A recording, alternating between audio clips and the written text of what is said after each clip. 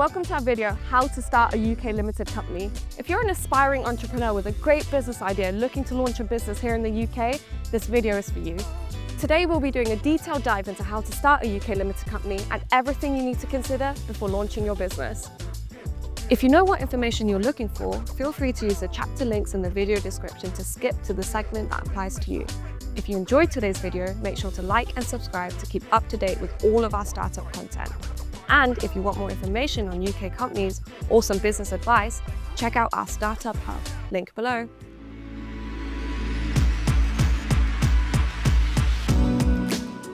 According to gov.uk, there are over 5 million limited companies in the UK, with an outstanding 500,000 being formed every year.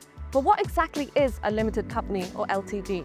A limited company is a type of business where the company has its own legal identity and it's separate from its owners, the shareholders and managers, directors. One of the first questions you need to ask yourself before setting up a limited company is what type of structure your company will have. Most entrepreneurs, particularly those setting up a business alone, should consider two types of companies, a sole trader or a limited company. A sole trader, unlike a limited company, provides no legal distinction between yourself and your business. Legally, your company's debts, profits and assets all belong to you. This means that if your company were to go under, you may have to dig into your personal assets like your house or your car to pay off your debtors. This is called unlimited liability. As a sole trader, you are fully liable for your business. Despite the added pressure of liability, many first-time business owners choose to go down the sole tradership route, and that's because it's easier to set up. As a sole trader, you don't have to register your business with Companies House and you have fewer yearly filing obligations. In fact, you have just the one, the self-assessment. The self-assessment calculates your national insurance contributions, i.e. how much tax you pay. This is called the self-assessment. Self-assessments are due by January 31st every year until you declare you are no longer a business owner or switch to a limited formation. However, for ambitious entrepreneurs who hope to see their business grow, an LTD is the best option. LTDs are scalable, which means there's a lot of room to grow, and eventually you can hand over your business in succession plans. Limited companies also show a better professional image. Since you'll have additional responsibilities, such as filing your corporation tax, you can show interested third parties that you can adhere to deadlines and take on responsibility. Secondly, limited companies also give the impression of a much bigger enterprise. It makes it look like you have a team behind you, even if you don't, which means it gives you an enhanced professional image. All of this makes your business more appealing to clients, investors, and partners. Overall, choosing the right organization type depends on what you want your company to look like. Ultimately, you want to pick the company type that works best for you and your profits. So make sure you carefully consider the professional and financial implications of being a sole trader or a limited company. Before we get into more detail about how to form a company, let's go over some key terms. A director is the person who runs a limited company. They must be over 16 and you must have at least one. A shareholder is the owner of a company. You can have any number of shareholders who are allocated shares, which are parts of the company.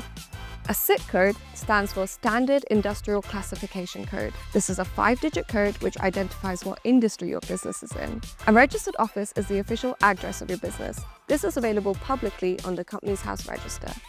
A registered email, which is a new requirement since 2024, is the official email address of your business. Memorandum of Association is a legal document signed by all the founding shareholders or guarantors agreeing to form the company.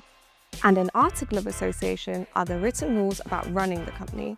Together, they are called the M&As. A confirmation statement is a document submitted to Companies House every year to show your business details are up to date. Annual accounts are a description of the financial accounts of your company, and they must be submitted, you guessed it, annually. By annually, we mean in a 12-month period. This is the same for your confirmation statement.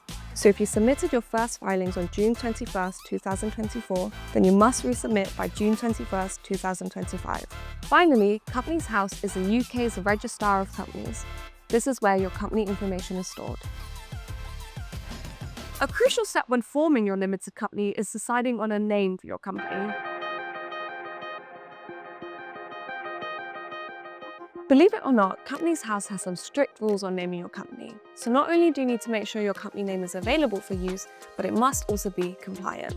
So firstly, your company name cannot be the same as an existing company name. An easy way to check this is by heading to companiesmadesimple.com and using our free name checker tool. Secondly, your company name cannot be the same as. This means it cannot be similar to an existing company name but with a slight difference. For example, Happy UK, Happy's UK, or Happy Limited are too similar to each other. So those were the don'ts, but let's discuss what you should do. Your company name should build your brand. It should be easily recognizable, easy to recall, and reflects the goods and services you're selling. Your company name is the first introduction you make to your clients, partners, and investors, so make sure it's a good one. Now, let's get into how to start a UK limited company.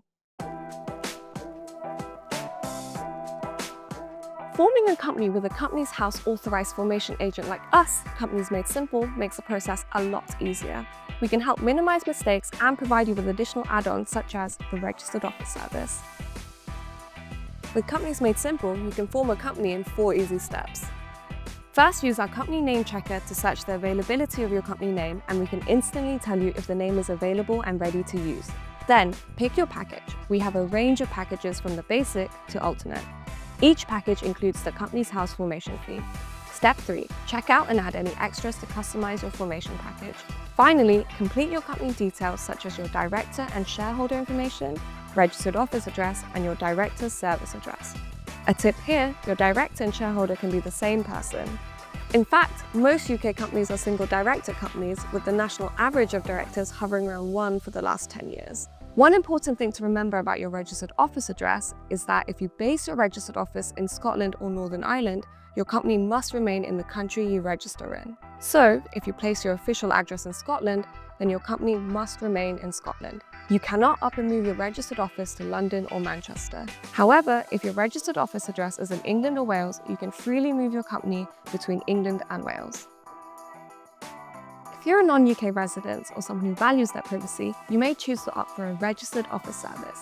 That's where you pay a company, like ours, for use of their address. We'll explain what a registered office service is later in the video, but for now, there's one final step before setting up your limited company, and that is your ID check.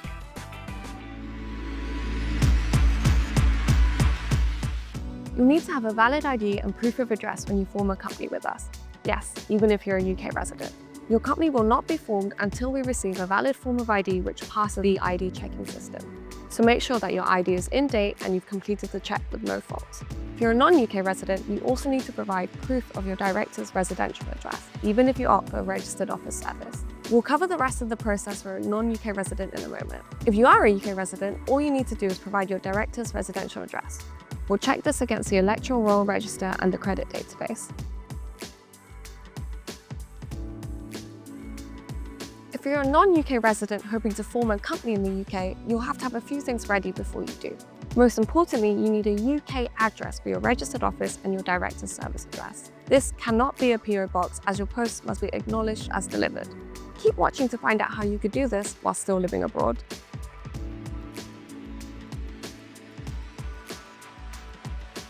Similar to a UK business owner, you still need to provide the standard information like having a company name, function, and proof of ID.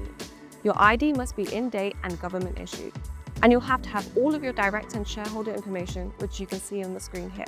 Remember, you don't have to be a UK national to be a director or a shareholder of a UK company, but you must have a UK address for your director and your company.